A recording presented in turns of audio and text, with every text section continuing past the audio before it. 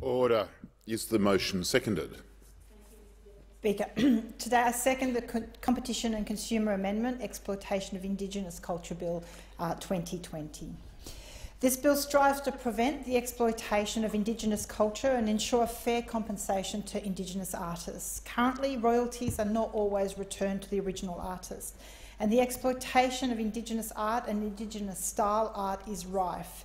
In 2016, the Indigenous Arts Centre Alliance estimated that up to 80% of the products sold on the souvenir market was made overseas with little or no benefit to Indigenous artists or communities. So I want to ensure that Indigenous artists and groups are appropriately compensated for their art, especially if it's mass-produced elsewhere. Some may argue that the successful prosecution of the Berube Company in the federal court last year demonstrates that Indigenous artists are sufficiently protected under current legislation. However, it's been found that the same company has since reformed under a different banner and continues to distribute Indigenous-style products with a Made in Indonesia tag.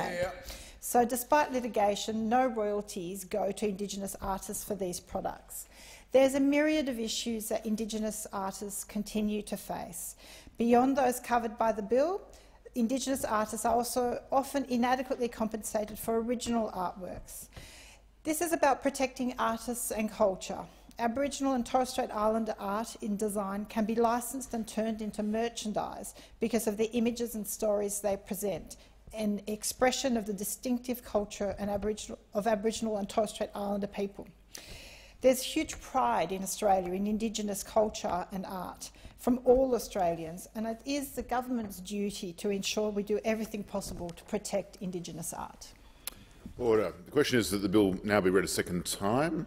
The time allocated for this debate has expired. The debate is adjourned and the resumption of the debate will be made in order of the day for the next day of sitting.